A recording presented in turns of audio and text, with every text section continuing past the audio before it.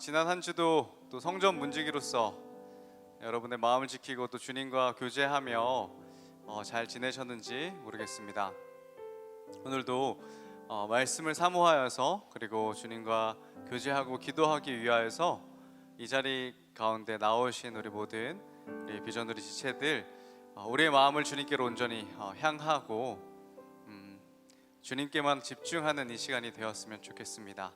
우리 함께 예배를 준비하며 함께 우리 마음을 모으고 주님께 집중할 때 주님, 이 시간 주님과 함께하는 그 기쁨과 즐거움을 누리는 시간 되기를 원합니다. 지금도 살아계시고 역사하시는 그 주님을 오늘도 경험하고 오늘도 예배를 통하여서 나와 함께 하시고 우리를 만나시며 우리 삶 가운데 역사하시고 그리고 한 사람 한 사람 가운데 세밀하게 오늘도 일하시는 그 주님을 경험하기를 원합니다. 나를 사랑하셔서 나를 위해 십자가에 달려 돌아가신 그 주님, 오늘도 나를 여전히 사랑하시며 변치 않으시는 그 신실하심을 보이시는 그 주님을 시간 경험하기를 원합니다. 하나님 함께하여 주시옵소서라고 우리의 마음을 주님께로 온전히 향하기를 원합니다. 우리 함께 예배를 준비하며 기도로 나아가도록 하겠습니다. 우리 함께 기도하겠습니다. 주님, 이 시간 우리의 마음이 주님께만 온전히 집중되기를 간절히 원합니다. 하나님, 주님 앞에서 우리의 마음이 주님을 온전히 사모하는 마음으로 변화되기를 간절히 원합니다. 오늘도 일하시고 역사하시는 그 주님을 만나는 시간 되게 하여 주시옵소서. 우리 마음 가운데 주님을 인하여서 기쁨과 감사가 넘치게 하여 주시고 오늘도 주님과 동행하는 그 기쁨을 우리가 경험할 수 있도록 역사하여 주시옵소서. 오늘도 우리를 향하신 하나님 그 신실하심을 경험하게 하여 주시고 깨닫게 하여 주시고 변치 않으시는 하나님의 그 사랑을 하나님 오늘도 누리는 시간 될 수 있도록 역사하여 주시옵소서. 오늘도 한 영혼 아버지 정말 그냥 돌아가는 영혼 없도록 인도하여 주시고 한 영혼도 소외되지 않도록 주님 붙잡아 주시기를 간절히 원합니다. 하나님 주님 만나기를 위해서 이 자리 가운데 나온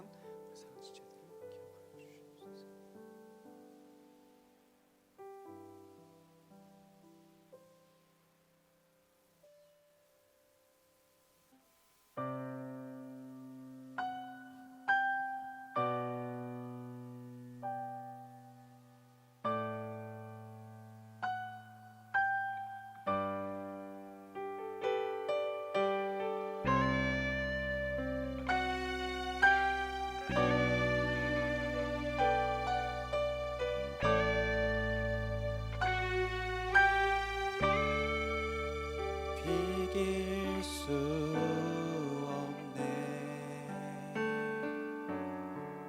하늘의 별을 놓은 분 내 앞에 거센 파도 잠잠케 하시는 분 비길 수 없네. 아침을 밝히시는 분 이 땅에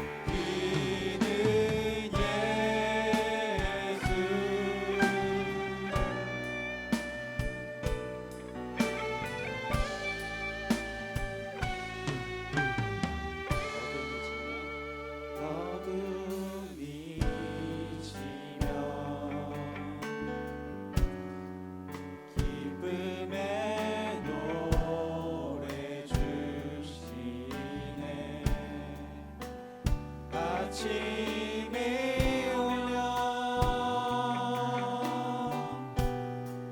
자녀된 우리 찬양해 주 광대하시네 영원토록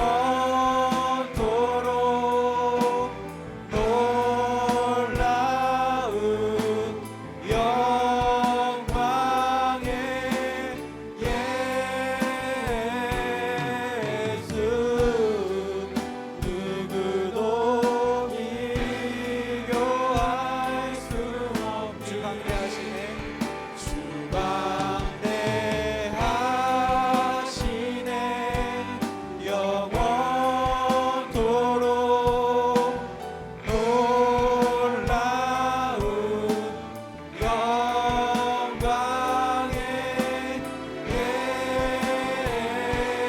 예수 누구도 비교할 수 없는 그는 예수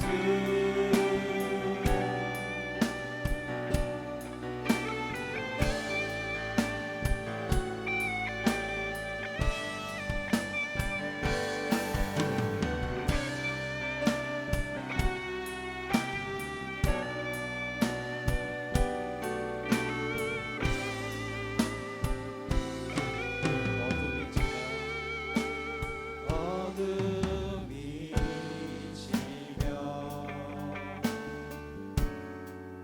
기쁨의 노래 주시네 아침이 오면 자녀된 우리 찬양해 주 광대하시네 영원토록 놀라운 영광의 예수 누구도 비교할 수 없는 주 광대하시네 주 광대하시네 영원토록 놀라운 영광의 예수 누구도 비교할 수 없는 주는 예수 아멘. 우리 모두 자리에서 일어나서 우리의 기쁨 되신 하나님을 함께 찬양하시겠습니다.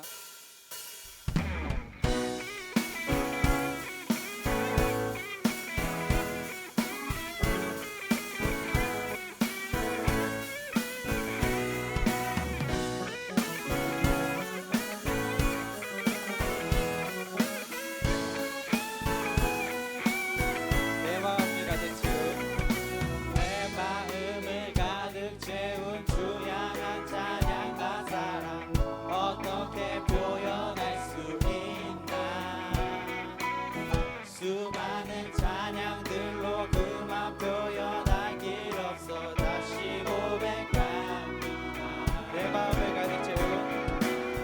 마음을 가득 채운 주 향한 찬양과 사랑 어떻게 표현할 수 있나 수많은 찬양들로 그만 표현할 길 없어 다시 고백합니다 주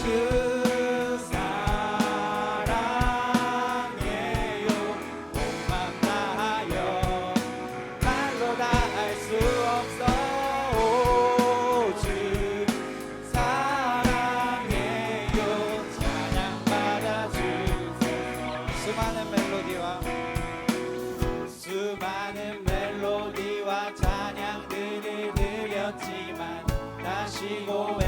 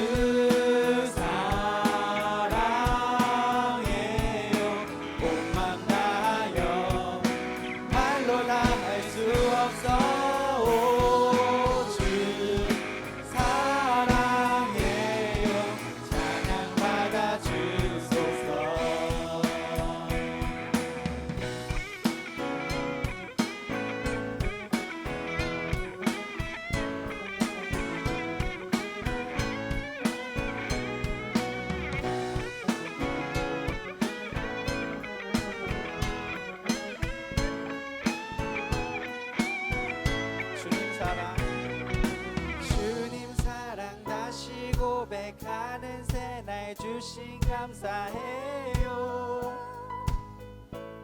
주님 사랑 주님 사랑 다시 고백하는 삶을 주신 감사해요. 주님 사랑 다시 고백하는 찬양 주신 감사해요. 주님 사랑 다시 고백하는 찬양 주신 감사해요. 주 사랑해요. 주 사랑해요. 온 맘 다하여 말로 다 할 수 없어. 주 사랑해요. 찬양 받아 주소서. 주 사랑해요. 주 사랑해요. 온 맘 다하여 말로 다 할 수 없어. 주 사랑해요. 우리의 목소리로 함께 고백하겠습니다. 주 사랑해요. 주 사랑해요. 온 맘 다하여 말로 다 할 수 없어. 주 사랑해요. 찬양 받아 주소서. 주 사랑해요. 주 사랑해요. 온 맘 다하여 말로 다 할 수 없어. 주 사랑해요. 찬양 받아 주소서. 우리의 힘이 되어주시는 하나님께 감사의 박수 올려드립시다.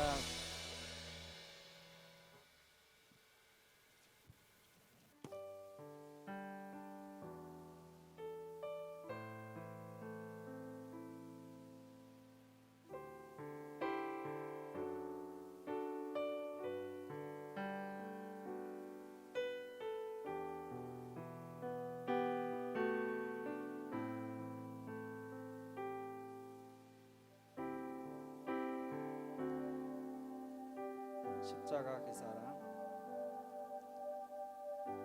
십자가 그 사랑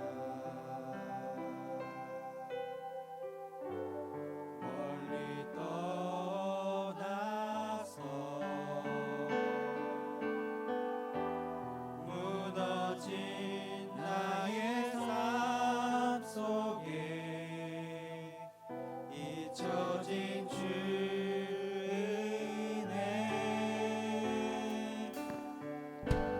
돌 같은 내 마음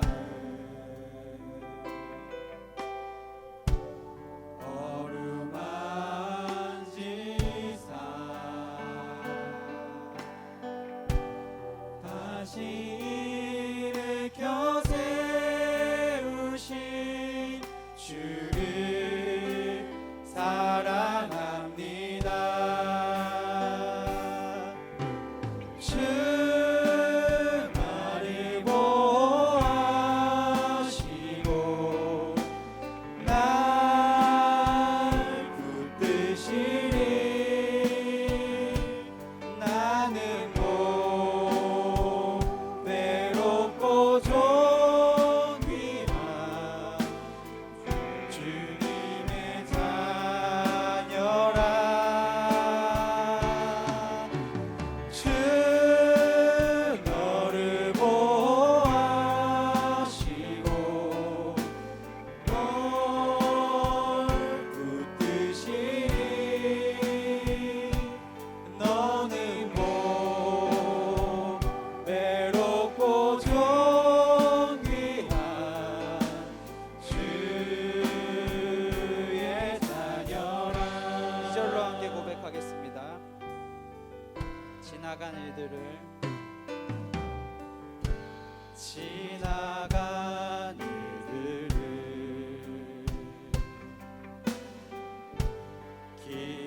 기억하지 않고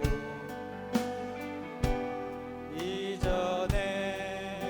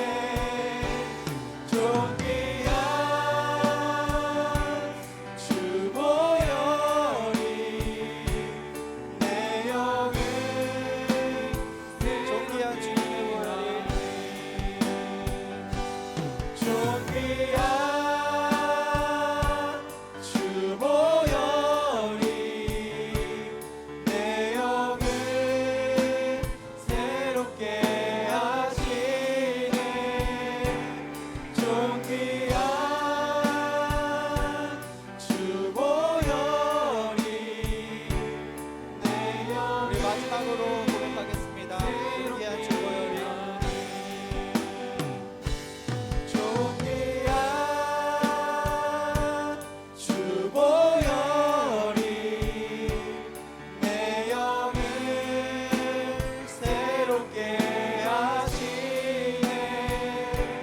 존귀한 주보혈이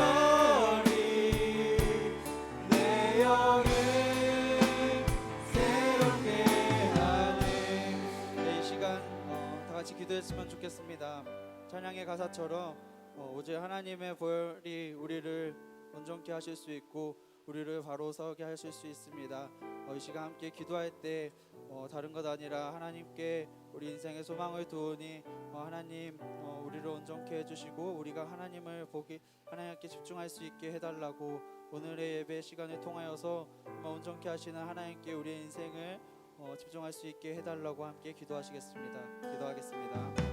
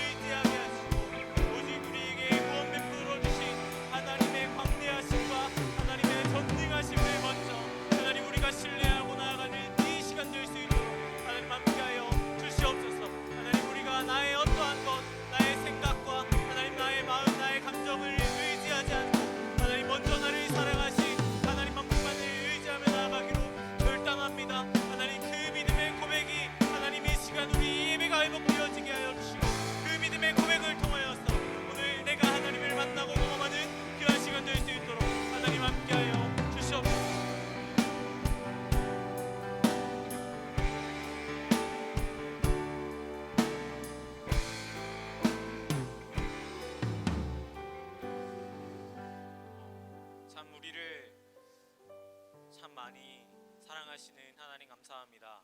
하나님 그 사실 하나만을 의지하며 하나님 지금 우리가 이 자리 가운데 나왔습니다. 하나님 내가 먼저 하나님 사랑한 것 아니라 하나님이 먼저 나를 사랑하셨고 그리고 그 사랑의 고백이 끝까지 포기하지 않고 나를 사랑하겠다, 나를 건지시겠다, 나를 지키시겠다 약속하시는 그 하나님의 약속이기에 하나님 내가 다른 것 의지하고 신뢰하지 않고 오직 굳건히 서 계신 그 하나님의 약속 하나만 의지하고 나아가오니 하나님 아뢰옵기는 구하기는 이 예배의 시간 가운데 내가 하나님을 다시 한번 경험하고 하나님 앞에 무릎 꿇으며 은혜 얻는 위로 얻는 귀한 시간 될 수 있도록 하나님 함께하여 주시옵소서. 하나님을 사랑하여 나온 주의 청년들 하나님 이 시간 마음에 계신 이들 마음에 계신 성령 하나님께서 일하여 주셔서 하나님 다른 것 아니라 하나님 말씀 하나로 그 말씀 하나로 하나님 앞에 위로받고 은혜 얻는 그리하여서 내가 다시 한번 삶을 살아갈 수 있는 믿음과 용기를 얻고 돌아가는 귀한 시간 될 수 있도록 하나님 함께하여 주시옵소서. 이 시간 하나님 말씀 선포될 때에 하나님 말씀 나눠질 때에 다른 것 아니라 오직 그 하나님의 사랑만이 하나님의 말씀만이 가득히 선포되어지는 귀한 시간 될 수 있게 하나님 함께하여 주시옵소서. 감사하며 예수님의 이름으로 기도합니다. 아멘. 네, 여러분 반갑습니다. 우리 말씀 읽도록 할게요. 우리 시편 91편입니다. 오늘 우리가 함께 나눌 말씀은 시편 91편 말씀입니다. 네, 말씀 전체를 우리 다 같이 한번 읽어봤으면 좋겠는데요. 이렇게 다른 게 아니라 이 말씀이 진실로 하나님의 말씀임을 신뢰하고 그리고 동일하게 이 말씀이 오늘 나의 마음 가운데에 선언되어지고 선포되어져서 이 말씀을 통해서 하나님을 만날 거라는 확신을 가지고 이 시간 이 시편 91편 말씀을 다 함께 합독하도록 하겠습니다. 네, 우리 시편 91편 말씀 다 함께 합독하도록 하겠습니다. 네, 읽어볼까요? 시작.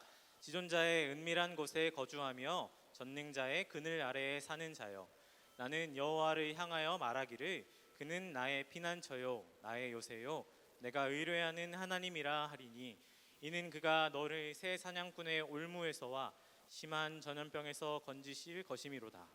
그가 너를 그의 기지로 덮이시니 내가 그의 날개 아래에 피하리로다. 그의 진실함은 방패와 손 방패가 되시나니, 너는 밤에 찾아오는 공포와 낮에 날아든 화살과 어두울 때 퍼지는 전염병과 밝을 때 닥쳐오는 재앙을 두려워하지 아니하리로다.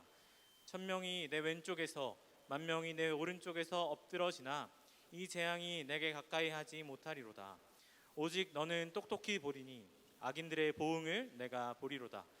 내가 말하기를 여호와는 나의 피난처시라 하고 지존자를 너의 거처로 삼았으므로 화가 내게 미치지 못하며 재앙이 내 장막에 가까이 오지 못하리니, 그가 너를 위하여 그의 천사들을 명령하사 내 모든 길에서 너를 지키게 하심이라.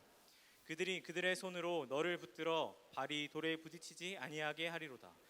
내가 사자와 독사를 밟으며 젊은 사자와 뱀을 발로 누르리로다. 하나님이 이르시되 그가 나를 사랑한즉 내가 그를 건지리라. 그가 내 이름을 안즉 내가 그를 높이리라. 그가 내게 간구하리니 내가 그에게 응답하리라. 그들이 환난 당할 때에 내가 그와 함께하여 그를 건지고 영화롭게 하리라. 내가 그를 장수하게 함으로 그를 만족하게 하며 나의 구원을 그에게 보이리라 하시도다. 아멘. 네, 여러분은 이 시편을 읽을 때 어떤 마음을 담아서 읽으셨는지 궁금하네요. 우리가 이 금요기도에 더 위스덤이라는 이 주제, 우리가 나누고 있는 이 지혜는 곧 하나님께 듣는 마음입니다. 모든 말씀이 그러하지만, 그리고 오늘 기록된 시편이 그러하지만, 특별히 오늘 우리가 읽은 이 시편이 하나님으로부터 온 말씀임을 기억하면서 우리 옆 사람과 인사할 때 이렇게 인사했으면 좋겠습니다. 우리 인사할 때 하나님의 말씀 듣는 시간 됩시다 라고 인사합시다. 네, 하나님의 말씀 듣는 시간 되면 좋겠습니다.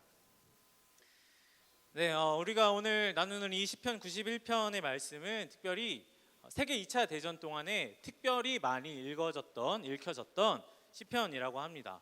별명이 있는데 참호의 시편이라고 해요. 참호는 뭐냐면 전쟁이 났을 때 이렇게 구덩이를 파서 그 안에 이렇게 숨어서 적에게 사격을 가하게 만드는, 그래서 내가 안전히 보호받는 곳이 바로 참호인데, 그 참호에서 이 시편 91편의 말씀이 많이 읽혀졌다고 합니다.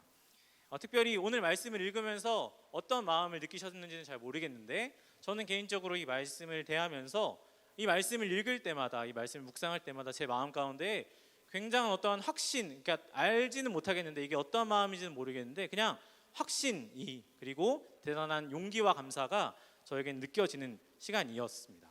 이 말씀이 특별히 참호의 시편이라는 별명을 가지고 있는 이 말씀이 전쟁터에 있는 사람들에게 얼마나 힘이 되는 말씀이었는지, 그 전쟁터를 지배하고 있는 가장 큰 감정과 생각은 죽음이라는 건데, 이 죽음, 우리가 알 수 없는 미지의 것인 이 죽음에 대한 공포가 모두를 집어삼킨 그 공간에서, 그 장소에서 특별히 이 말씀이 정말 많이 읽혀지고 그리고 서로에게 들려졌다라는 사실을 우리가 기억하면서 오늘 우리가 이 말씀을 대하면 좋겠습니다. 이 참호의 시편이라는 용기, 굉장히 커다란 용기, 굉장히 위대한 용기를 주는 이 시편의 말씀을 우리가 대했으면 좋겠습니다.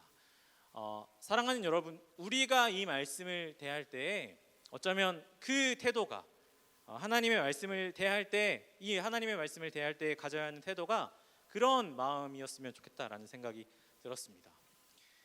세계 2차 대전에 참여한 사람들뿐만 아니라 사실은 저와 여러분 모두가 사실은 전쟁터에 서 있는 사람이다라는 생각이 들었어요. 어디냐면은 세상이라는 전쟁터. 그렇죠? 여러분 세상 살아가기 사실 쉽지 않잖아요. 뭐 여러분들이 더 그렇겠지만 저도 개인적으로는 이렇게 어떤 마음이 드냐면 세상 살기 쉽지 않다. 이렇게 뭐 하기 힘들다, 팍팍하다 이런 마음이 드는데 저와 여러분 모두가 여기 있는 모두가 사실은 세상이라는 전쟁터에서 살아가고 있죠. 그래서 언제 죽어도 사실은 우리는 이상하지 않은 존재들이에요. 그래서 죽음이라는 공포를 우리는 늘 마주하며 살아가는 사람들이다라는 겁니다. 그래서 특별히 이 말씀 가지고 이 말씀 믿으며 오늘 나누어지고 선포되어지는 하나님 말씀 가지고 살아가는 세상에서 살아가는 세상이라는 전쟁터에서 살아가는 저와 여러분이 되어지기를 간절히 소망합니다. 우리가 이 시편을 살펴보기 전에 먼저 이 시편의 화자가 말하는 방법에 대해서 좀 살펴보면 좋을 것 같아요. 이 시편의 화자는 지금 어떻게 이야기하고 있냐면 누구를 향해서 이야기하고 있냐면 특별히 이렇게 이야기하고 있는데 내가 그에 대하여 너에게 말하는 방식으로 이 시편을 지금 읽어가고 있어요. 써내려가고 있어요.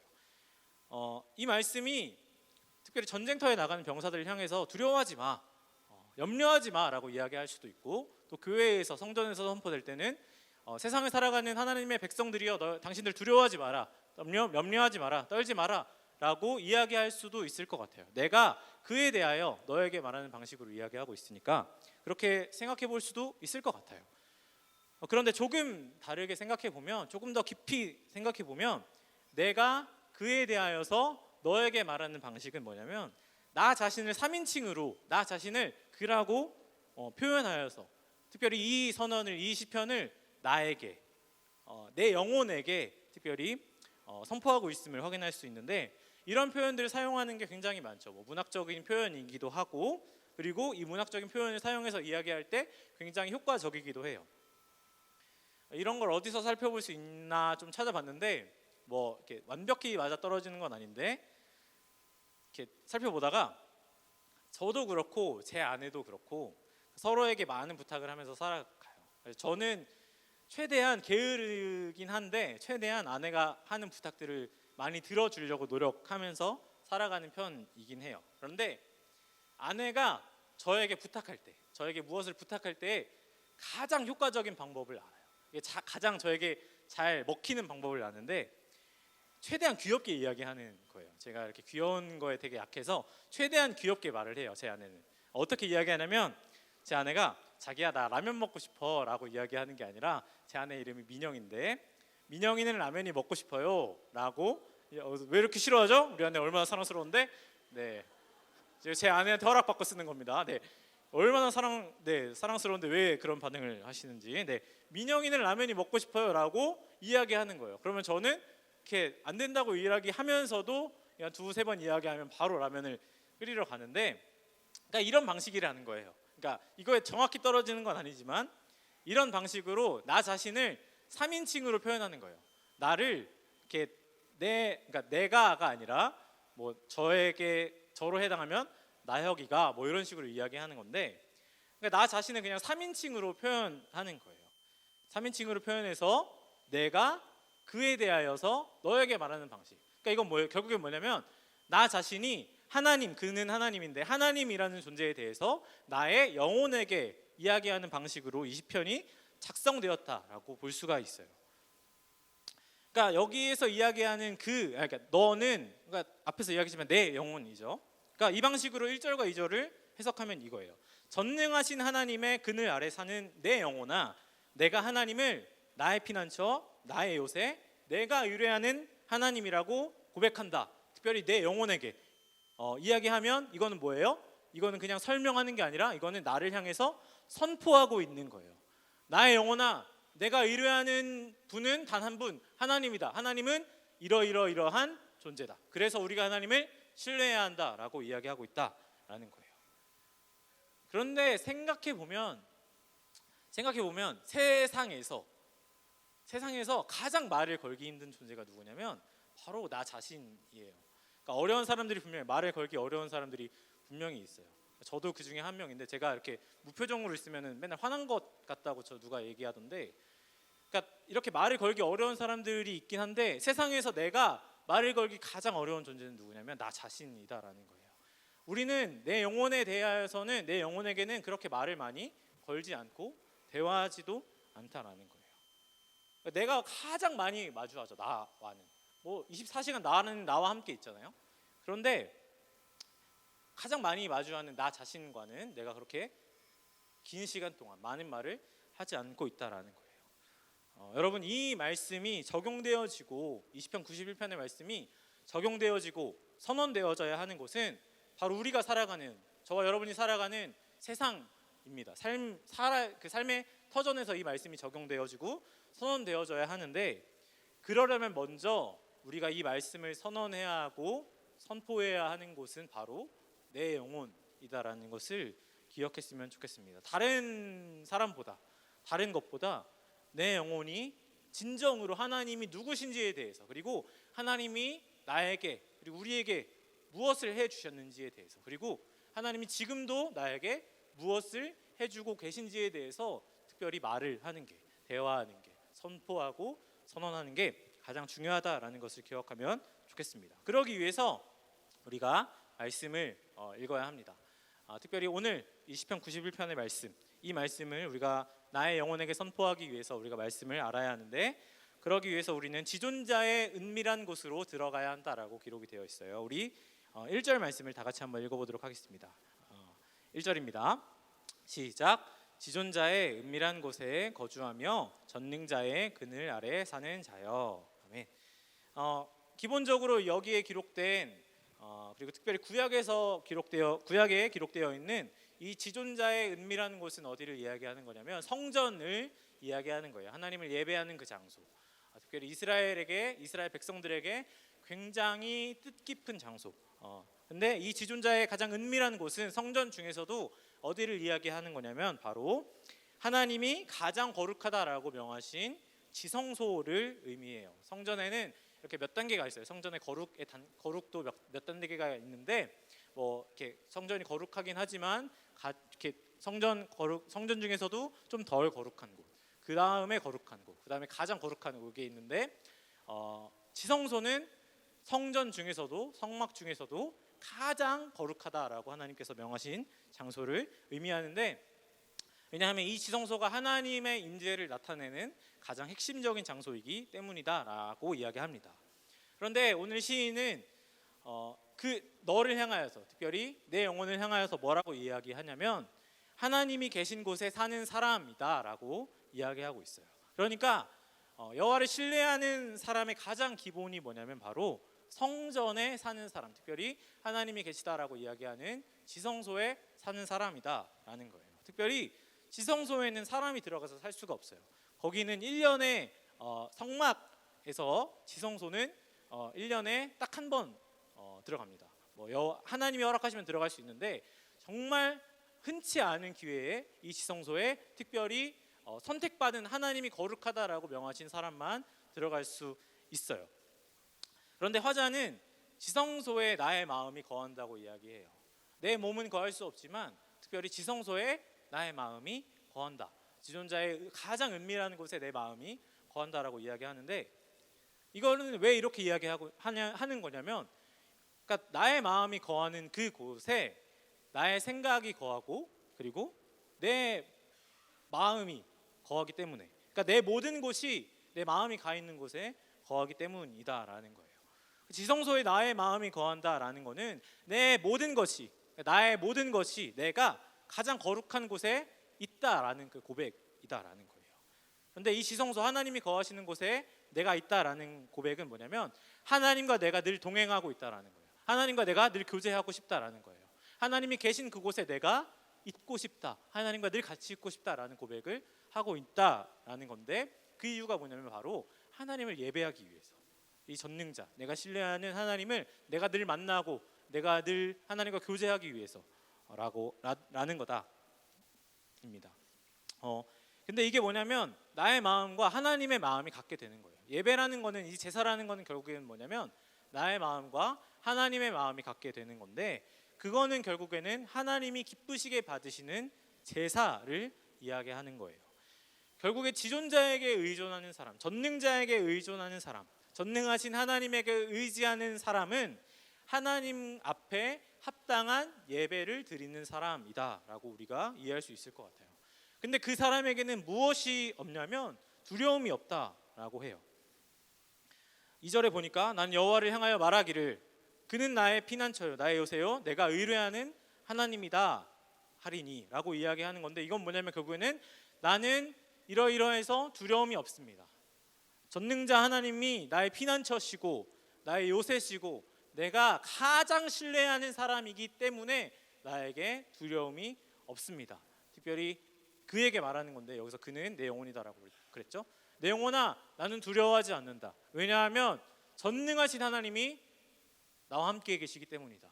내가 전능하신 하나님과 함께하기 때문이다 라고 고백하고 있기 때문이다 라는 거예요. 우리에겐 두려움이 없습니다. 왜냐하면 우리와도 동일하게 하나님이 함께 계시기 때문이다 라는 겁니다. 우리 3절부터 6절 말씀을 다 같이 읽어보도록 하겠습니다. 3절에서 6절입니다. 네, 함께 읽겠습니다. 시작.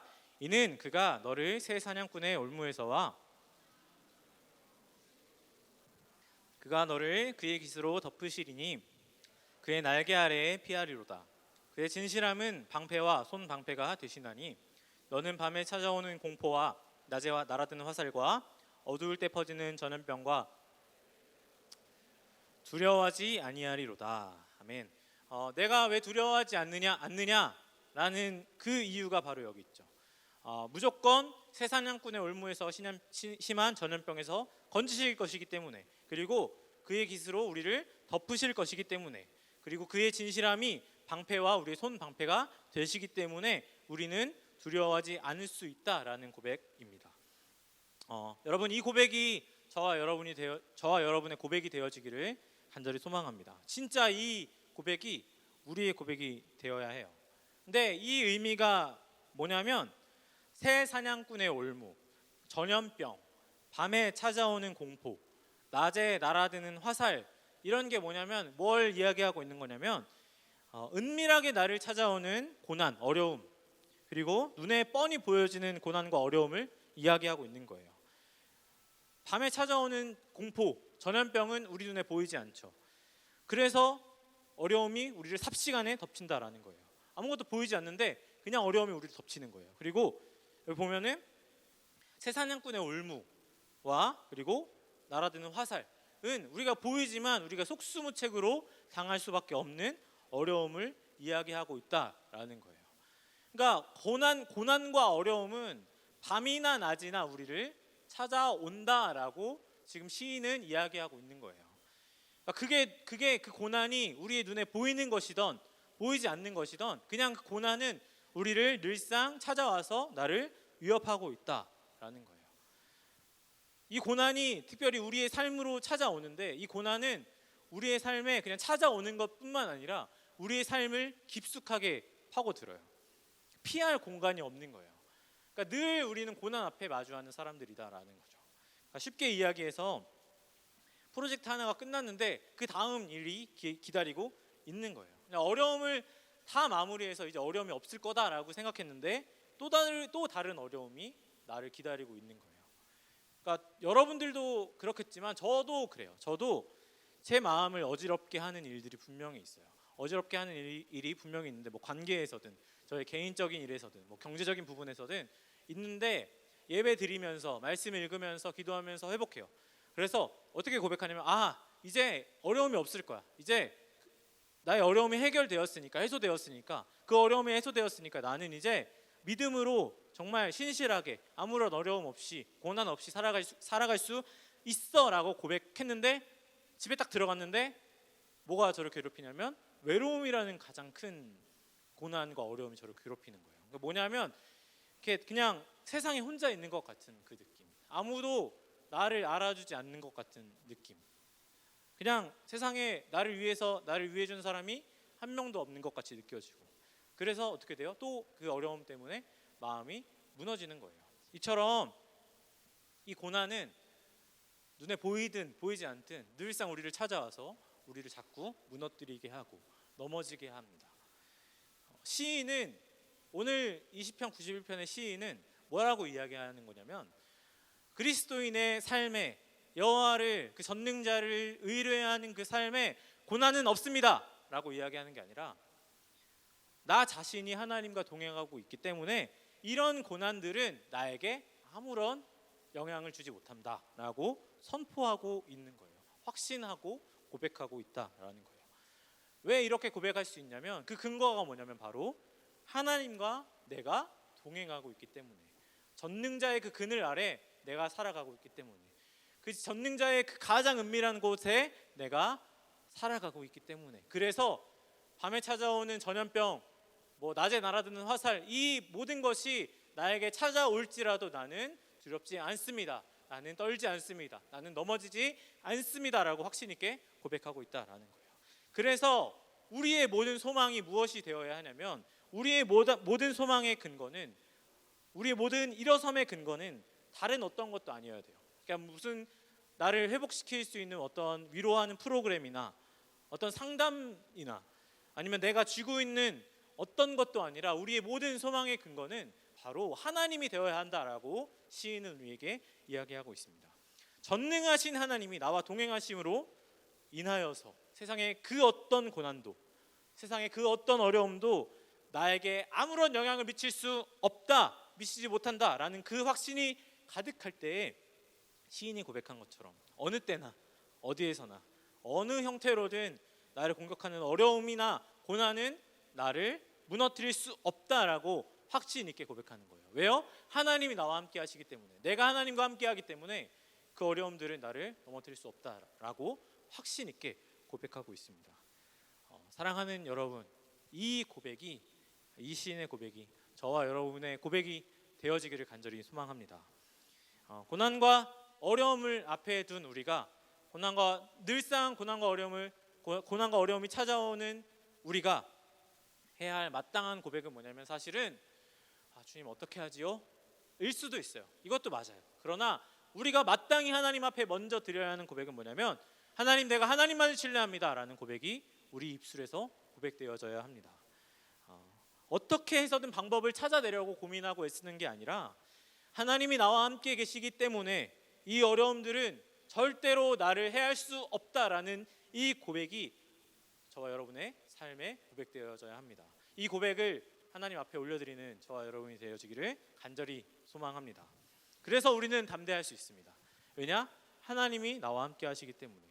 이 시편의 고백은, 이 시인의 고백은 절대적인 거예요. 하나님이 우리와 함께 하실 수도 있어.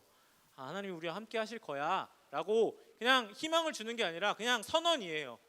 하나님은 우리와 함께 하십니다. 하나님이 나와 함께 하신다. 내 영혼아 두려워하지 마라. 하나님 우리와 함께 하신다라는 이 고백은 확정적인 고백인 거예요. 그냥 선언하는 거예요. 그거는 당연한 일이다 라고 우리에게 선언하고 있다라는 거예요. 그래서 우리는 담대할 수 있죠.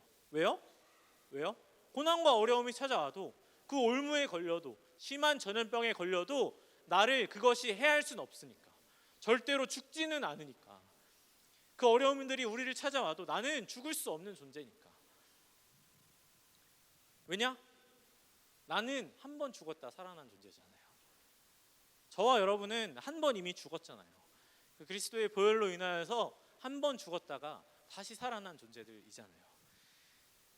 예수 그리스도께서 우리를 대신하여서 한 번 죽으셨고, 그리고 그 무덤에서 일어나셔서 사망에게 더 이상 우리는 사망의 종노릇 하지 못한다라고 선언하셨기 때문에 우리는 뭘 두려워하지 않아도 돼요? 죽음을 두려워하지 않아도 돼요. 고난의 끝에 있는 그 죽음, 어려움의 끝에 있는 죽음, 그 미지의 세계인 그 죽음을 두려워하지 않는 존재들이 되었다라는 겁니다. 그래서 우리는 이제 이렇게 고백할 수 있습니다. 우리 7절부터 10절까지의 말씀을 다시 한번 읽어보도록 하겠습니다. 우리 7절부터 10절까지 한번 읽어보겠습니다. 시작. 1000명이 내 왼쪽에서 10,000명이 내 오른쪽에서 엎드러지나 이 재앙이 내게 가까이 하지 못하리로다. 오직 너는 똑똑히 보리니 악인들의 보응을 내가 보리로다. 내가 말하기를 여호와는 나의 피난처시라 하고 지존자를 너의 거처로 삼았으므로 화가 내게 미치지 못하며 재앙이 내 장막에 가까이 오지 못하리니. 아멘.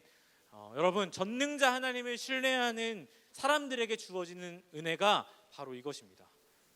완전한 은혜의 보장의 약속.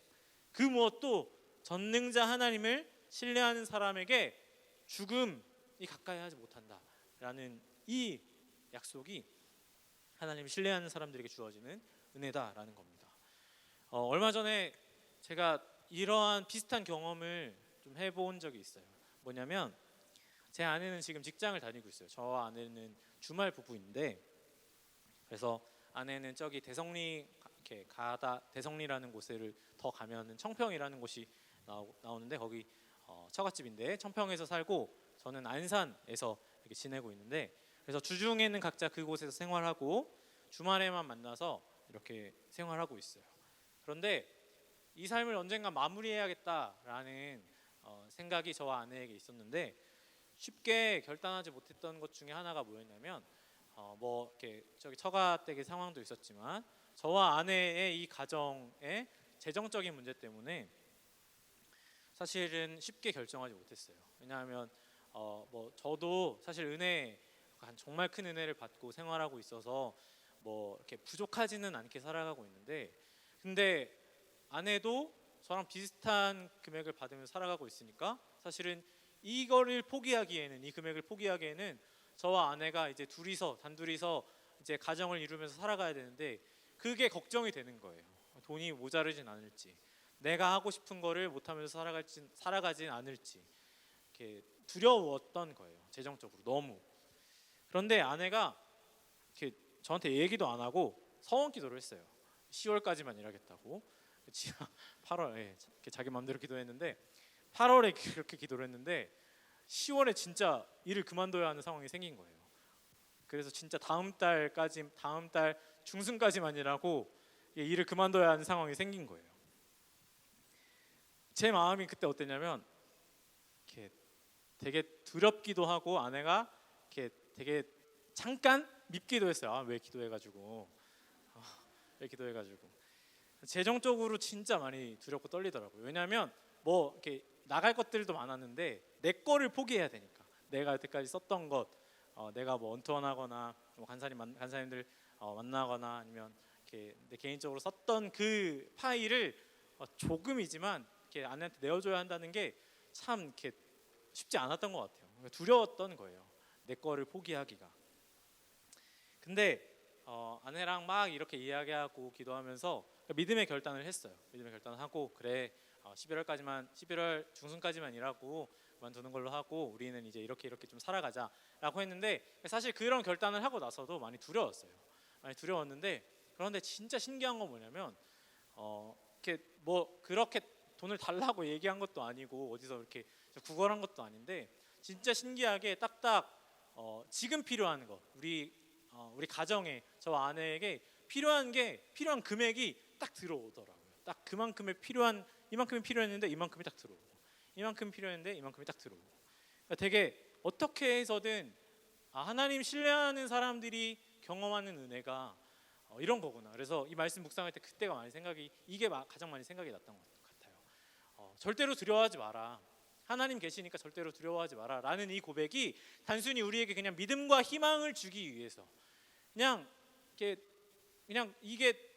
시야에 보이지 않는 희망을 주기 위해서 하는 게 아니구나, 이게 진짜로 하나님의 약속이구나라는 것을 개인적으로 깨달았던 것 같아요. 여러분, 여호와 하나님을 피난처로 삼는다는 이 고백은 내가 빠져나갈 많은 구멍을 만들어 놓고 나 하나님 신뢰합니다라고 고백하는 게 아니다라는 거예요. 그건 뭐냐면 내가 오직 여호와 하나님 한 분을 신뢰합니다라는 이 고백은 모든 퇴로를 차단하고 그냥 단 하나의 그 구멍, 하나님만을 바라보는 것을 이야기한다라는 겁니다. 여러분, 전능자의 그늘 아래에 살아가는 사람들에게 하나님께서는 이런 완벽한 보장의 약속을 해주시고, 그 완벽한 보장의 약속이 절대로 헛된 것이 아니고 절대로 거짓말이 아님을 보여주시는 하나님이심을 신뢰하시기를 간절히 소망합니다. 그런데요, 여러분, 앞에서도 이야기했지만, 그런데 이런 결단이 있지만, 이렇게 살아가겠다라고 결단하지만 저와 여러분의 삶에서 고난과 역경과 어려움, 나의 마음을 어렵게 하고 나의 삶을 어렵게 하는 그 일들이 우리를 안 찾아오는 건 아니다라는 거예요. 그냥 찾아오죠. 고난과 역경은 우리 삶에 분명히 있다라는 거예요. 이게 이런 고백을 드리기 때문에 이것이 없어지면 좋을 것 같은데, 없어지면 너무 좋겠는데 그러지 않는 걸 우리는 너무나 잘 알고 있어요. 우리의 삶에는 고난과 어려움이 우리를 늘상 찾아온다라는 거예요. 그래서 우리는 이런 의문이 생겨요. 하나님이 우리의 삶을 보호하신다고 약속하셨으면서, 하나님이 우리의 삶을 지키신다고 약속하셨으면서, 그렇다면 당연히 고난과 어려움 없어야 되는 거 아닌가라는 의문이 생깁니다. 그런데요, 여러분, 시인은 이렇게 이야기하고 있어요. 시인은 이렇게 이야기하고 있는데, 어떻게 이야기하고 있냐면, 내 모든 길에서 너를 지키게 하심이라라고 이야기합니다. 이게 어떤 말이냐면, 이게 무슨 말이냐면, 우리 역시 길을 걸어가는 사람들이다라는 거예요. 우리 역시 삶의 길을 걸어가는 사람들이다라는 거예요. 하나님을 믿는다라고 해서 전혀 다른 삶을 살아가는 게 아니라, 그냥 이렇게 세상과 분리되어서 살아가는 게 아니라, 하나님을 믿는 사람들 역시 그 삶의 길을 동일하게 걸어간다라는 거예요. 그래서 하나님을 신뢰하는 사람들은 동일하게 어려움을 겪는 것 같지만, 오히려 하나님을 신뢰하는 우리는, 하나님을 신뢰하는 사람들은 하나님으로 인해서, 내가 신뢰하는 하나님으로 인하여서 모든 길에서, 내가 걸어가는 그 모든 여정 가운데에서 보호하심을 받는다라는 거예요. 그 길을 걸어갈 때, 그 길에서 염려와 두려움이 나를 엄습할 그때에 하나님은 약속하셨죠. 하나님은 천사들을 보내서라도, 그의 놀라운 기적을 보여서라도 우리를 반드시 지킬 것이다, 우리를 반드시 지켜낼 것이다 라고 선언하고 계신 거예요. 그래서 우리는 두려워하지 않을 수 있죠. 분명히 어려움과 고난이 나를 찾아올 것을 알지만, 내가 두려워하지 않을 것은 하나님이 나와 함께 하신다라는 그 확정적인 고백 때문에 우리의 삶에 어려움과 고난이 찾아와도 우리는 두려워하지 않을 수 있다라는 겁니다. 그리고 누구보다도 용기 있게 내게 주어진 삶의 길을 걸어갈 수 있다라는 거예요. 우리가 때로 살아갈 때 하나님을 신뢰하지만, 하나님을 믿지만 누구보다 가난할 수 있죠. 하나님을 신뢰하지만 누구보다 시험을 못 볼 수 있어요. 하나님을 신뢰하지만 누구보다 취업이 안 될 수도 있어요. 그 고난과 어려움과 역경이 우리의 삶을 찾아올 때에, 그렇지만 우리가 낙심하지 않는다라는 거예요. 왜요? 하나님께서 나를 반드시 보호하시고 지키실 것이기 때문에, 하나님께서 언젠가 나를 그렇게 내 소망대로, 하나님이 원하시는 그 시간에 내 소망대로 이루어 주실 것이기 때문에, 하나님을 신뢰한 결과로 그 모든 어려움을 겪을지라도 내가 하나님을 믿는 그 고백을 담대하게 이야기하면서 살아갈 수 있다라는 겁니다. 우리 12절과 13절 말씀 다 같이 한번 읽어보도록 하겠습니다. 우리 12절과 13절입니다. 네, 다 같이 읽을게요. 시작. 그들이 그들의 손으로 너를 붙들어 발이 돌에 부딪히지 아니하게 하리로다. 내가 사자와 독사를 밟으며 젊은 사자와 뱀을 발로 누르리로다. 아멘. 진짜 이런 삶을 살아가는 저와 여러분이 되기를 간절히 소망합니다. 그런데 여기에서도 하나님을 신뢰하는 사람들의 삶의 태도에서 분리되는 현상이 발생하는데, 뭐냐면 이거예요.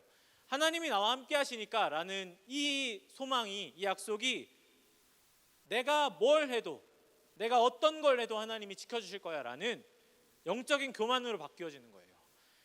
괜찮아, 하나님이 지켜주실 텐데, 뭐 어때, 괜찮아, 해도 돼, 그냥 하면 돼, 달려들어, 그냥 하자, 이런 고백이 하나님을 신뢰하는 것 같지만 이건 우리의 영적인 교만이다라는 거예요. 여러분, 여기 12절과 13절이 나오는데, 여러분, 독사를 밟으면 진짜 안 뭡니까? 뱀을 밟으면 안 무나요? 저는 뱀을 한 번도 만나본 적이 없어서 뱀 만나보신 분 있으면 얘기해 주셨으면 좋겠는데, 뱀을 밟으면 안 물까요? 제가 뱀에게 물려보진 않았어도 개한테는 물려봤는데, 개는 밥 먹는데 건드리면 안 된다 그래요. 근데 제가 옛날에 초등학생 때 밥 먹는 개를 이렇게 건드렸다가 물렸거든요. 왜 물어요? 독사 물어요. 사자 밟으면 안 물어요?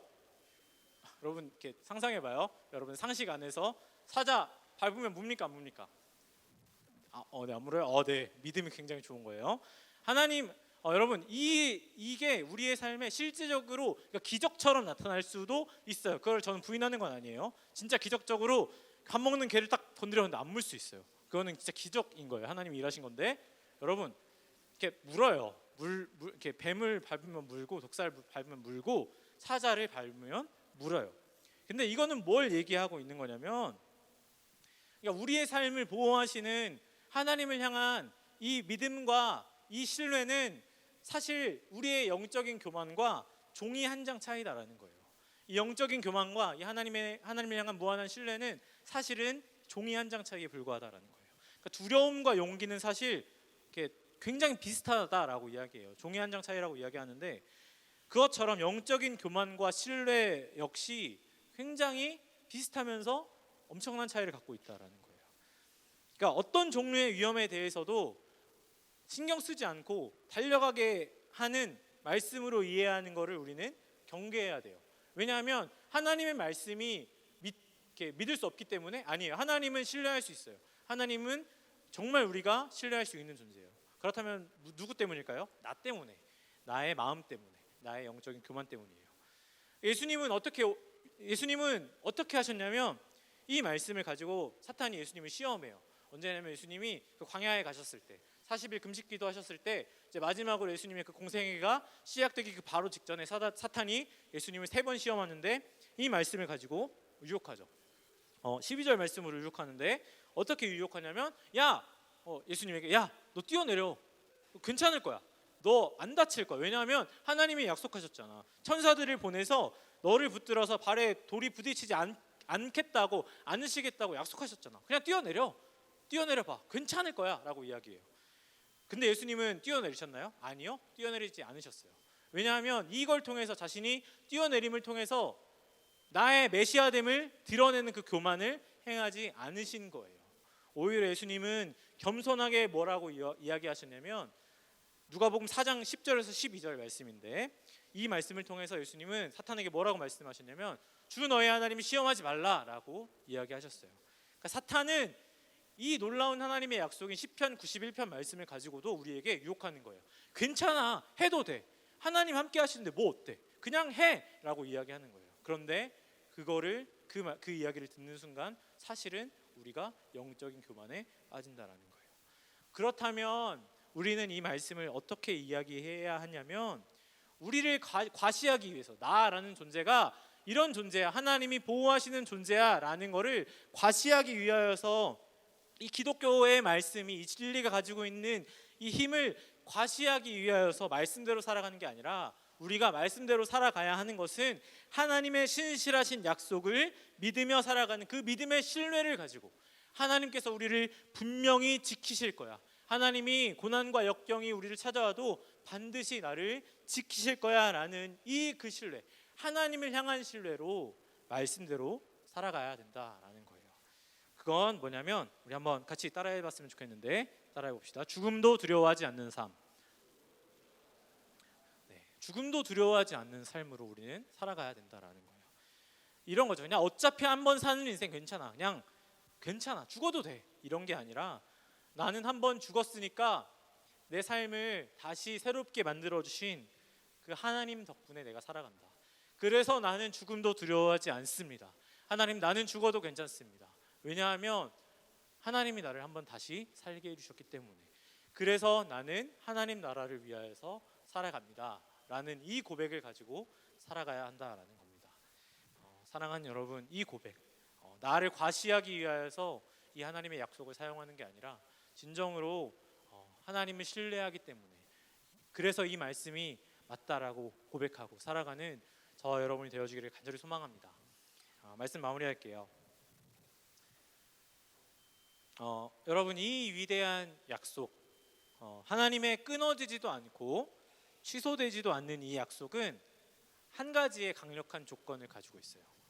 한 가지 강력한 조건을 가지고 있는데 뭐냐면 이 삶을 내가 살아낼 때에 가능하다라는 거예요. 많은 친구들이 물어봐요. 많은 친구들이 도대체 언제 이 어려움이 해결되냐고, 도대체 언제 하나님이 나를 이 어려움 가운데서 꺼내 주시냐고, 하나님 언제 나를 보호해 주시냐고 물어봐요. 나도 모르는데 물어봐요. 막 이렇게 언제냐고. 저는 이렇게 모르겠는데라고 이야기할 수 없어서 괜찮아, 우리 조금만 더 버티자, 조금만 더 살아내자라고 이야기하는데, 그러니까 이런 것 같아요. 그러니까 우리가 가진 삶의 태도 중에서 가장 좋지 않은 건 뭐냐면, 뭐 낭망하고 근심할 수 있어요. 근데 우리가 가진 삶의 태도 중에서 가장 안 좋은 건 뭐냐면, 그러니까 모든 것에 너무 빨리빨리 반응하는 거예요. 그냥 어려움이 오면 그 자리에서 그냥 바로 넘어지는 거예요. 저도 그래요. 여러분들만 그렇다는 게 아니라 저도 그래요. 제가 가진 삶의 태도 중에 가장 안 좋은 건 뭐냐면 그 문제에 너무 빨리 반응한다라는 거예요. 그러니까 시험을 못 봐서, 취업이 안 돼서, 돈이 없어서, 이걸 포함해서 그냥 우리의 삶을 괴롭히는 그 모든 것들에 그냥 너무 빨리 반응한다라는 거예요. 여러분, 그러나 우리가 가져야 하는 건 뭐냐면, 우리 삶의 태도 중에 가장 가져야 하는 건 뭐냐면 버티는 거예요. 사실은 그냥 이렇게 서서 어려워도 힘들어도 그냥 지나가겠지 이렇게 버티는 게 아니라 뭘로 버텨야 하냐면, 우리는 하나님의 말씀이 진리이다, 하나님의 말씀이 실제이다. 그래서 언젠가 나의 삶에 하나님의 말씀이 실현될 것이다 라는 이 말씀으로 우리는 버텨야 된다라는 거예요. 이 말씀, 전능자의 그늘에 가장 은밀한 곳에 살면서 하나님과 교제하는 그 사람들에게 약속하신 이 말씀, 내가 너희를 반드시 지킬 거야, 너희 옆에서 많은 사람들이 넘어져도 너희는 절대로 두려워하지 마, 너희는 절대로 죽지 않을 거야, 너희는 절대로 두려워하지 않아도 돼. 이 말씀으로 우리가 우리의 삶을 버텨야 된다라는 겁니다. 여러분, 우리 14절에서 16절 말씀 한번 읽어보도록 하겠습니다. 14절에서 16절입니다. 14절에서 16절입니다. 시작. 하나님이 이르시되 그가 나를 사랑한즉 내가 그를 건지리라. 그가 내게 간구하리니 내가 그에게 응답하리라. 그들이 환난 당할 때에 내가 그와 함께하여 그를 건지고 영화롭게 하리라. 내가 그를 장수함으로 그를 만족하게 하며 나의 구원을 그에게 보이리라 하시도다. 아멘. 여러분, 여기에서는 7개의 약속이 등장합니다. 말씀 보면 내가 너를 지키고 너를 붙들고 부딪히지 않고 너를 건지고 너를 높이고 너에게 응답하고 너를 영화롭게 하겠다라는 이 약속. 여러분, 성경에서 7은 완전수를 이야기해요. 7이 뭐예요? 구약에서 7은 뭐예요? 하나님이 세상을 7일 동안 창조하셨어요. 뭐냐면 이 7개의 약속은 뭐냐면 이 약속이 우리의 삶에 완벽하고도 완전하게 실현된다라는 거예요. 오늘 화자는 하나님이 이렇게 하실 수도 있어 라고 이야기하는 게 아니에요.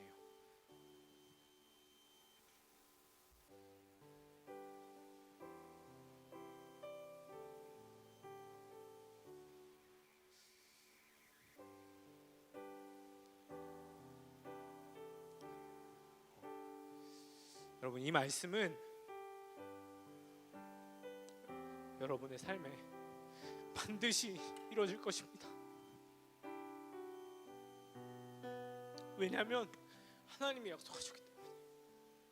저와 여러분의 삶에 이 7가지의 약속이 절대로 무너지지도 않고 절대로 넘어지지도 않으며 절대로 취소되지도 않을 7개의 약속은 저와 여러분의 삶에 하나님이 반드시 이루어 주실 것입니다. 왜냐하면 이 약속의 주체가 하나님이시기 때문에 가능합니다. 여러분, 이 약속을 신뢰하며 나아가는 저와 여러분이 되어지길 간절히 소망합니다. 여러분, 하나님의 약속은 취소되지 않습니다. 하나님께서 삶의 어려움을 느끼고 있고 삶에서 포기하고 싶은 순간들을 마주하고 있는 여러분들을 향해서 말씀하고 계세요. 내가 너 절대로 너를 포기하지 않을 거야. 그냥 너는 나와 교제하면 돼. 전능자의 그늘 아래 살아가면 돼. 라고 이야기하십니다. 그래서 이 찬양의 고백을 가지고 나아갔으면 좋겠습니다. 하나님께서 주시는 약속을 가지고 하나님만 사랑하겠다고 그래서 하나님이 나에게 다른 거 필요 없는 나에게 충분하신 분이시라고 고백하는 오늘 밤이 되어지기를 간절히 소망합니다. 그래서 우리가 이 찬양 고백했으면 좋겠는데요. 언제는 부족함 없네라는 찬양입니다. 주님의 그 모든 것이 내 삶을 가득 채운다라는, 그래서 내가 부족함 없습니다라고 고백하는 이 밤이 되어지기를 간절히 소망합니다. 네, 우리 찬양합시다. 나의 공급자 또 내 생명 놀라우신 하나님 주